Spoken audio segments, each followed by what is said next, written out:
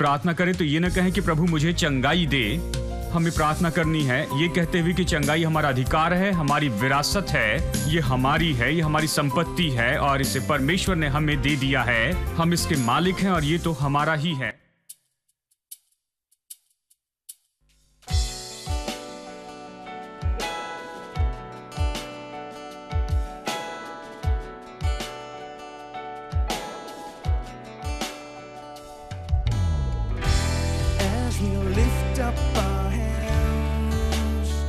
Will you meet us here as we call on your name? Will you meet us here? We come to this place to worship you, God of mercy and grace. It is you we adore. It is you praises are for. Heavens declare it is you, it is you. Holy, holy is our God Almighty. Holy, holy is His name alone. Holy, holy is our God Almighty. Holy, holy is His name alone. It is you we adore. It is you, only you. As we lift up our hands, we miss you. As we call on your name, will you meet us here? We have come to this place to worship you, God of mercy and grace. It is you we adore.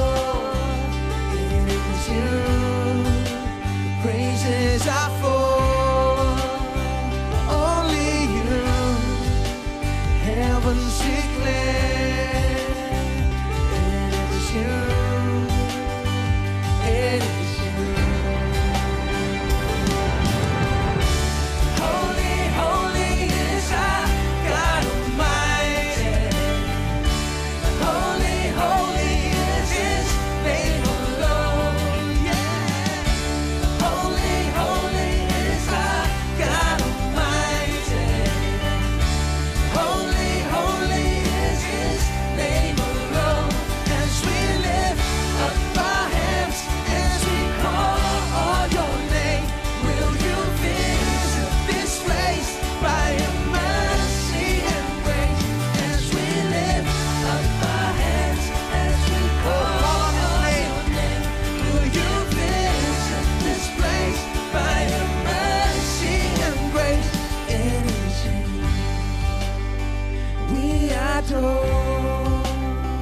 It is you,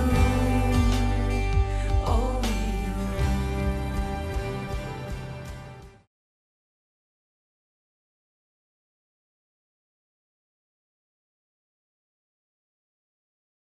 इफिसियों अध्याय 2 और वचन 8 पढ़ते हैं। विश्वास के द्वारा अनुग्रह ही से तुम्हारा उद्धार हुआ है और यह तुम्हारी ओर से नहीं वरन परमेश्वर का दान है। अनुग्रह के द्वारा जीने में हमें समझना होगा कि कैसे विश्वास और अनुग्रह काम करता है, इसलिए मैं इसे पढ़ रहा हूं। यह खास वचन है क्योंकि ये नहीं कहता कि अनुग्रह से ही उद्धार हुआ और यह भी नहीं कहता कि केवल विश्वास से उद्धार हुआ। यह कहता है विश्वास के द्वारा अनुग्रह से तुम्हारा उद्धार हुआ है। दो बातें तो अद्भुत रीति से इस वचन में बताए गए हैं और उद्धार होता है अनुग्रह से विश्वास के द्वारा। केवल उद्धार ही नहीं लेकिन हर एक बात जो परमेश्वर हमारे जीवन में करता है अनुग्रह से और विश्वास के द्वारा ही होता है। अनुग्रह तो वो है जो परमेश्वर देता है और विश्वास तो हमारी सकारात्मक प्रतिक्रिया है उसके लिए जो परमेश्वर ने हमारे लिए अनुग्रह में किया। लेकिन अक्सर लोग इन दोनों में से किसी एक को लेते हैं, वो अनुग्रह को लेते हैं और विश्वास छोड़ देते हैं। जब आप अनुग्रह लेते हैं, विश्वास नहीं लेते, तो लोग ये विश्वास करने लगते हैं परमेश्वर ने अनुग्रह से दिया है, इसलिए ये अपने आप उनके जीवन में पूरा हो जाएगा। मैं आपको दिखा रहा हूं कि ऐसी कोई बात नहीं, ऐसी कोई बात नहीं कि अपने आप परमेश्वर की इच्छा हमारे जीवन में हो जाएगी। परमेश्वर देता है, परमेश्वर का अनुग्रह देता है, प्रयोजन करता है, और विश्वास को लेना होगा। अगर अनुग्रह ने बहुत ज्यादा दिया है और उसे लेने के लिए आप विश्वास का उपयोग नहीं करते, तो चाहे कितना भी क्यों न दिया गया हो, आप उसमें से एक भी भाग का आनंद नहीं उठाते हैं। अगर आपके पास बहुत सा विश्वास है कि आप बहुत कुछ ले सके, लेकिन अनुग्रह के द्वारा कुछ भी नहीं दिया गया है, तो आपके पास विश्वास से लेने के लिए कुछ भी नहीं है। यानी विश्वास और अनुग्रह मिलकर काम करते हैं और हमें यह समझना होगा। अब मैंने विश्वास की परिभाषा दी पिछले हफ्ते बहुत से अलग अलग तरीकों से। आज भी मैं उसी पर आपको बताऊंगा और आपको दिखाऊंगा कि कैसे विश्वास और अनुग्रह एक साथ काम करता है। देखिए, विश्वास ऐसा नहीं है जिसे आप करते हैं और आप विश्वास से जो करते हैं उसके लिए परमेश्वर प्रत्युत्तर देता है। बहुत से लोगों में विश्वास की यह विचारधारा है, आप प्रार्थना करें, उपवास करें, मांगे और पुकारे और परमेश्वर से भीख मांगे और परमेश्वर आपके विश्वास के प्रत्युत्तर में कुछ करता है। इस तरह से लोग सोचते हैं, लेकिन यह बहुत ही अजीब विचारधारा है। यह ऐसा नहीं कि आपका विश्वास है उसके कारण परमेश्वर कुछ करता है। बाइबल अलग तरह से सिखाती है। बाइबल कहती है परमेश्वर ने सब कुछ कर दिया है और इसलिए विश्वास से प्रत्युत्तर देते जाएं। यानी विश्वास आपका सकारात्मक प्रत्युत्तर है जो परमेश्वर ने अपने अनुग्रह से पहले से ही कर दिया है। ये इसकी एक परिभाषा है। विश्वास और कुछ नहीं, लेकिन परमेश्वर ने जो अनुग्रह से किया है उसके प्रति आपका प्रत्युत्तर है। और एक और तरीके से इसी के जैसी परिभाषा है, लेकिन अलग शब्दों में कहना है, विश्वास यह है कि आप कैसे उपयोग करते हैं उन बातों का जो परमेश्वर ने अपने अनुग्रह में पहले से दिया है। तो सही तरीके से आपको विश्वास समझना है। विश्वास आपका ऐसा कोई परिश्रम नहीं है जिसके कारण परमेश्वर को आपको देने के लिए विवश होना पड़ता है। विश्वास ऐसा नहीं जिसके द्वारा परमेश्वर आपको देने लगेगा वो जो उसने अब तक आपको नहीं दिया है। नहीं, यह ऐसा नहीं है। विश्वास आपका सकारात्मक प्रत्युत्तर है उसके लिए जो परमेश्वर ने पहले ही दे दिया है। चलिए इसके बारे में देखते हैं और भी विवरण से इसे देखते हैं और भी कुछ वचनों को देखकर इसे पूरे विवरण से देखते हैं। तभी आप ये समझेंगे कि कैसे आप विश्वास के द्वारा अनुग्रह से जी सकते हैं। उदाहरण के लिए चंगाई लीजिए। जब चंगाई की बात है, आप देखते हैं कि यह बहुत स्पष्ट रीति से काम कर रहा है, क्योंकि चंगाई ऐसी बात है जिसका हम सब अनुभव करते हैं और इसी के बारे में हम चर्चा भी करते हैं और इससे जुड़े हैं। जब चंगाई की बात आती है, चंगाई वो बात नहीं कि परमेश्वर आपको देगा क्योंकि अभी आप प्रार्थना करके मांग रहे हैं या भीख मांग रहे हैं, उपवास कर रहे हैं या प्रभु से पाने की राह देख रहे हैं। चंगाई ऐसे नहीं कि आप जाकर परमेश्वर से मांगते हैं और परमेश्वर उठकर कहेगा ठीक है, ये मांग रहा है, ये कल से मांग रहा है या पिछले महीने से मांग रहा है इसलिए मैं देता हूं। नहीं, चंगाई तो परमेश्वर ने पहले से दे दी है। चलिए आपको चौंकाने वाले वाक्यों में कहता हूं, लेकिन ऐसा कहना अच्छा होगा, आप इससे चौंक जाएंगे और इससे सोचने लगेंगे। परमेश्वर आज किसी को चंगाई नहीं देता है। आज परमेश्वर किसी को चंगाई नहीं देता। 2000 साल पहले जब प्रभु यीशु क्रूस पर मरा, परमेश्वर ने हमारी बीमारी और रोगों को उठा लिया। जब उसके शरीर पर जख्म पड़े, तभी हमारे अकाउंट में चंगाई और तंदुरुस्ती जमा हो गई। उस पर ताड़ना पड़ी थी और हम पर शांति रखी गई। उसने खाए कोड़े से हम चंगे हो गए हैं। उसके शरीर पर जो जख्म पड़े उसके कारण मेरे अकाउंट में चंगाई जमा हो गई। यह इसी तरह से हुआ। यह बहुत साल पहले जमा कर दी गई। 2000 साल पहले जब यीशु मसीह क्रूस पर मरा, यह सब कुछ दे दिया गया, चंगाई दे दी गई। मेरे जीवन के लिए जो कुछ भी मुझे चाहिए था इस जीवन के लिए, वो सब कुछ मुझे दे दिया गया है। जैसे कि परमेश्वर ने मनुष्य को बनाने के पहले परमेश्वर ने मनुष्य की हर एक जरूरत को देखा और फिर उसने पृथ्वी को बनाया। और कहिए कि इन सारी बातों को जोड़कर उसने अदन की वाटिका बनाई। मनुष्य को जो कुछ चाहिए वहां पर रख दिया और इसके बारे में पहले से ही सोच लिया, सब कुछ वहां रखा और फिर उसने मनुष्य को बनाया। देखिए, परमेश्वर ने पहले इस पृथ्वी को बनाया कि मनुष्य के रहने के लिए यह अच्छी जगह हो। मनुष्य को जो भी चाहिए वो सब परमेश्वर ने बनाया मनुष्य को बनाने के पहले, और अंत में मनुष्य को बनाया। इसी तरह से कलवरी के क्रूस पर प्रभु यीशु मसीह ने हमारी जो भी जरूरत होगी उन सारी बातों के बारे में सोचा। ये नई सृष्टि जिसके बारे में कह रहे हैं, नई सृष्टि के रूप में हमें जो कुछ भी चाहिए, नया जन्म पाए विश्वासी के रूप में, हमारे नए जीवन में विश्वासी के रूप में हमें जो कुछ भी चाहिए, परमेश्वर ने उसके बारे में सोच लिया सृष्टि के जैसे ही, और उसने सब कुछ बनाया, सब कुछ तैयार कर लिया, और फिर उसने हमारा नया जन्म करवाया कि उसने कलवरी के क्रूस के ऊपर जो उसने आशीष हमारे लिए तैयार की थी उसमें हम जी सके। अगर मुझे चंगाई चाहिए तो अभी मुझे क्या करना चाहिए? चंगाई के लिए मेरा रवैया क्या होगा? मुझे परमेश्वर के पास जाना चाहिए। ऐसे नहीं कि मैं बीमार हूं और मुझे चंगाई की जरूरत है, जो मेरे पास नहीं है उसे मैं पाना चाहता हूं। हाँ, मुझे खुद को बीमार व्यक्ति के रूप में नहीं देखना है जो चंगाई पाना चाहता है। मुझे अपने आप को तंदुरुस्त व्यक्ति के रूप में देखना है, क्योंकि पहला पत्रस 2:24 कहता है तुम चंगे हो चुके हो। मैंने आपको भूतकाल के बारे में बताया था। यशायाह 53 वर्तमान काल में बताता है, क्योंकि उसने देखा शायद दर्शन में या प्रकाशन में कि कलवरी के क्रूस पर क्या हो रहा है। वो तो कहता है कि जो ताड़ना हमारी ही शांति के लिए उस पर ताड़ना पड़ी और उसके कोड़े खाने से तुम चंगे हो चुके हो कहता है। लेकिन इसी वचन को लेकर पत्रस कहता है, पहला पत्रस 2:24 में वो कहता है उसके कोड़े खाने से तुम चंगे हो चुके हो। वो काल बदलता है, क्योंकि क्रूस के बाद में पत्रस यहां पर लिख रहा था और यशायाह क्रूस के 800 साल पहले इसे लिख रहा था। जैसे वो प्रकाशन देख रहा था कि यीशु हमारे दुख और हमारे रोगों को उठा रहा है। वो कहता है हम चंगे हैं और पत्रस कहता है तुम चंगे हो चुके हो। बहुत बड़ा फर्क है। तो चंगाई के लिए मैं ये नहीं कहूंगा कि मैं बीमार हूं और मैं चंगा होने की कोशिश कर रहा हूं। मैं तंदुरुस्त हूं, और अगर मैं बीमार हूं तो इस तरह से व्यवहार करता हूं। जब मैं बीमार होता हूं तो मैं इसे इस तरह से लेता हूं, मैं अच्छा हूं, लेकिन शैतान जो मेरा है उसे चुराने की कोशिश कर रहा है। मेरी संपत्ति, तंदुरुस्ती मेरी संपत्ति है, चंगाई मेरी है, मैं चंगाई का मालिक हूं। प्रभु ने ये मुझे दिया है, ये मेरी विरासत है, और शत्रु इसे मुझसे छीनना चाहता है। मेरी तंदुरुस्ती वो मुझसे छीनना चाहता है। मैं बीमारी को ऐसे देखता हूं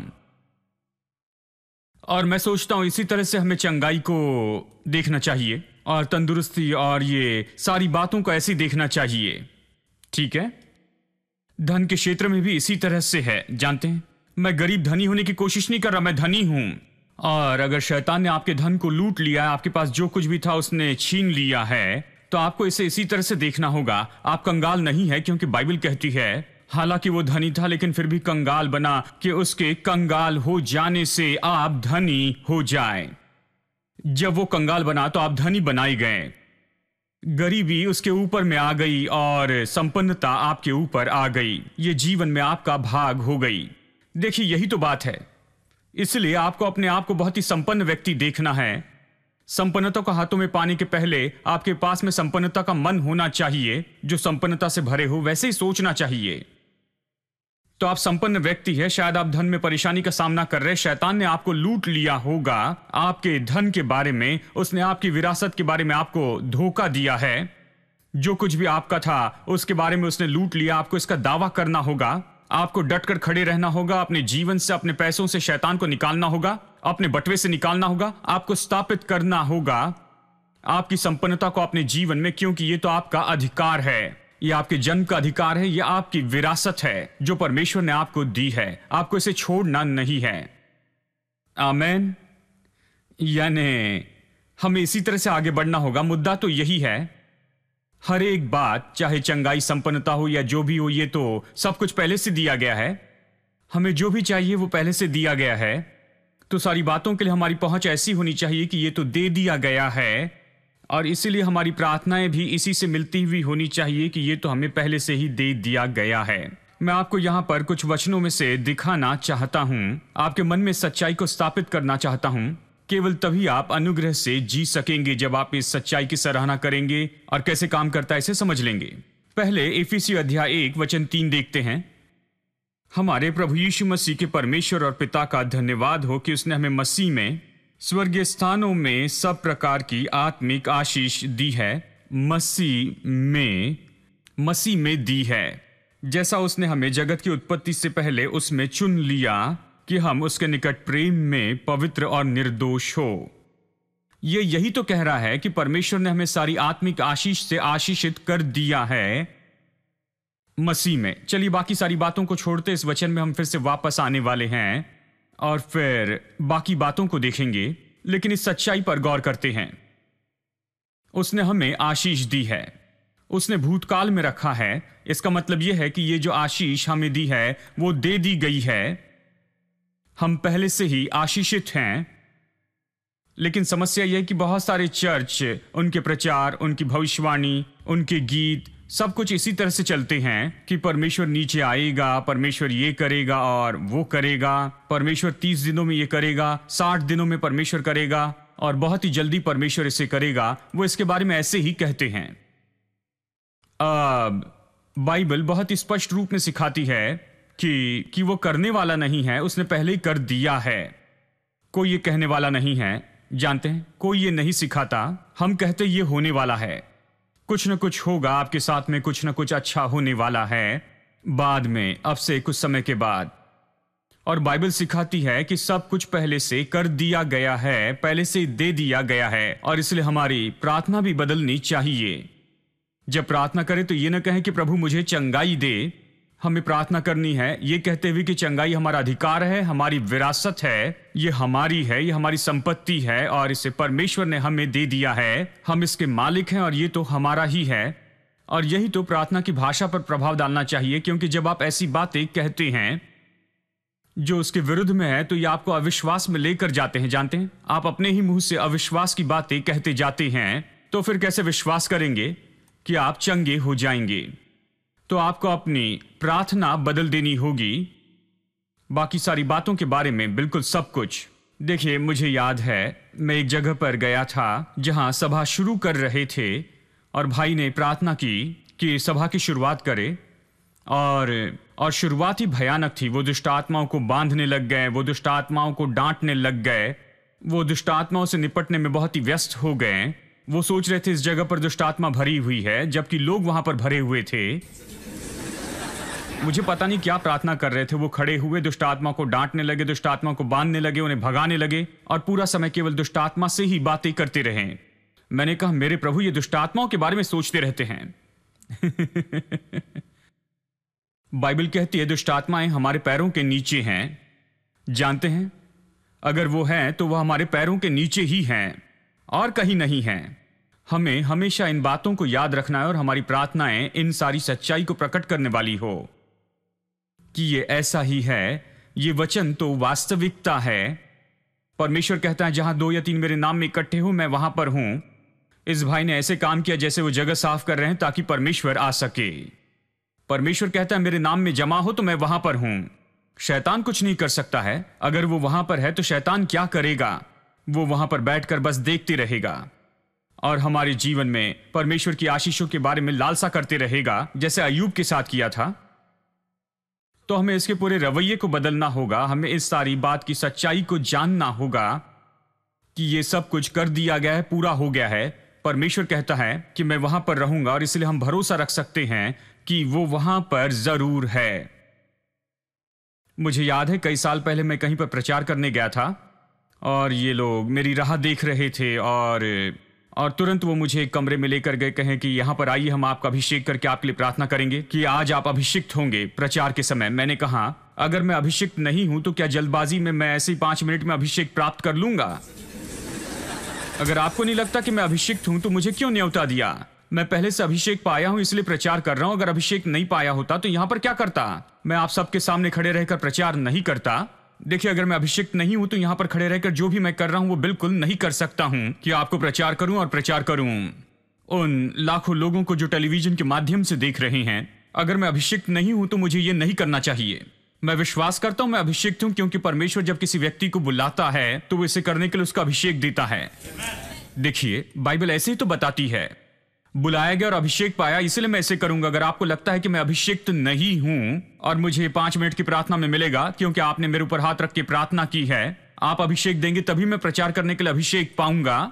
नहीं। देखिए, जब भी हम किसी सभा का आयोजन करते हैं और प्रचार करते हैं उसके पहले हम प्रार्थना करते हैं। लेकिन वो प्रार्थना ऐसी हो कि हम थोड़ा समय परमेश्वर की उपस्थिति में समय बिताए, ताकि हम वहां पर सच में हम सचेत हो कि परमेश्वर उस दिन क्या करना चाहता है, और वही वचन कहें जो परमेश्वर चाहता है कि हम कहें, और वही कहे जो परमेश्वर चाहता है कि हम कहते जाए, और वहां पर परमेश्वर जो कुछ करना चाहता है उसके बारे में हम पूरी तरह सचेत हो जाए। उसके लिए प्रार्थना जरूरी है, लेकिन मुझे नहीं लगता कि इस तरह से होनी चाहिए।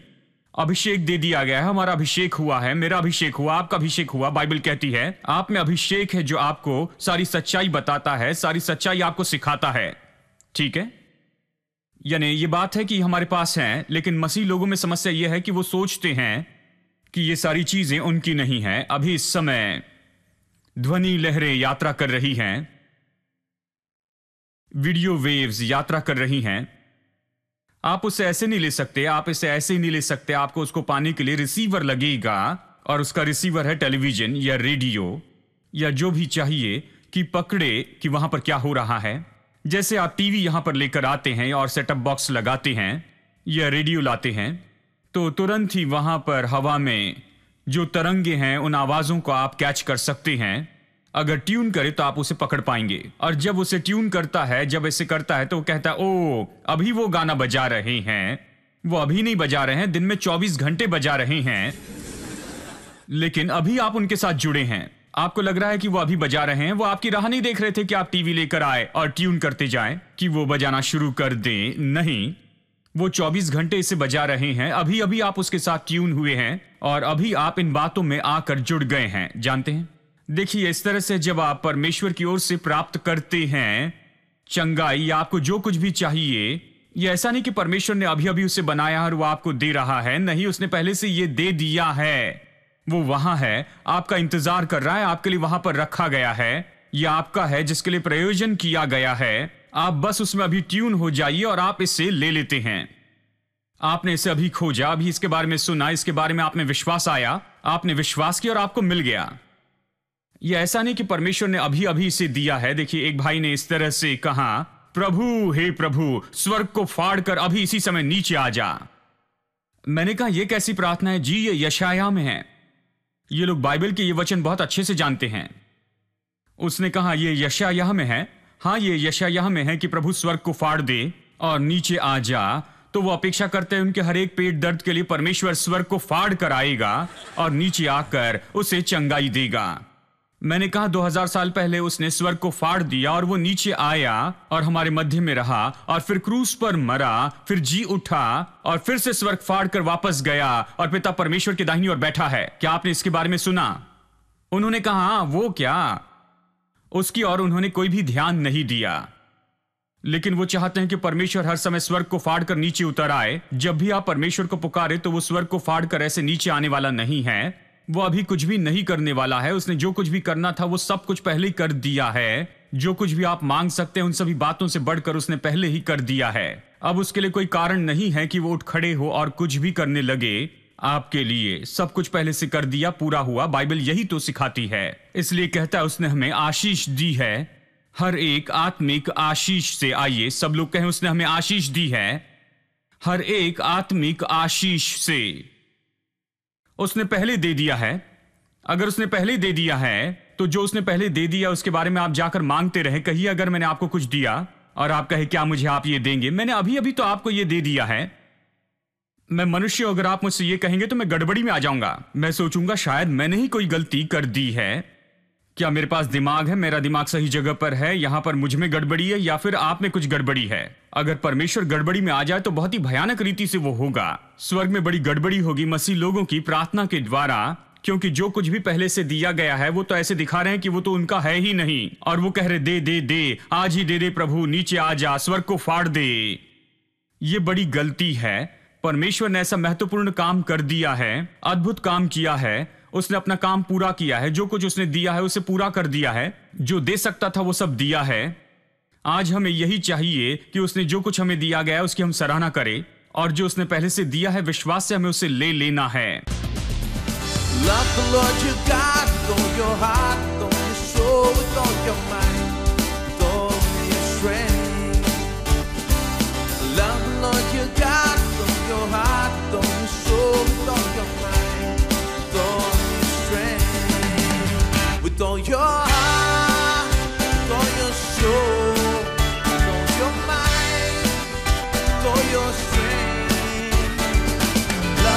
what you got, with all your heart, with all your soul, with all your mind, with all your strength.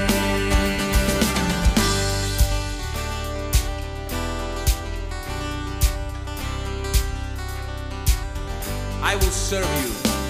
I will serve you, Lord, with all my heart, with all my soul, with all my mind, with all my strength.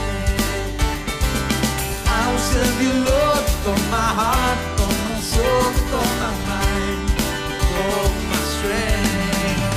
With all my heart, with all my soul, with all my mind, with all my strength.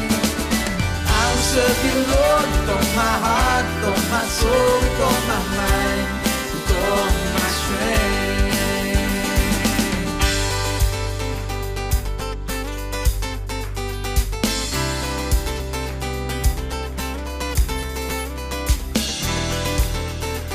We're gonna sing and commit ourselves to God. Sing after me, right? I will love you. Everybody? I will love you.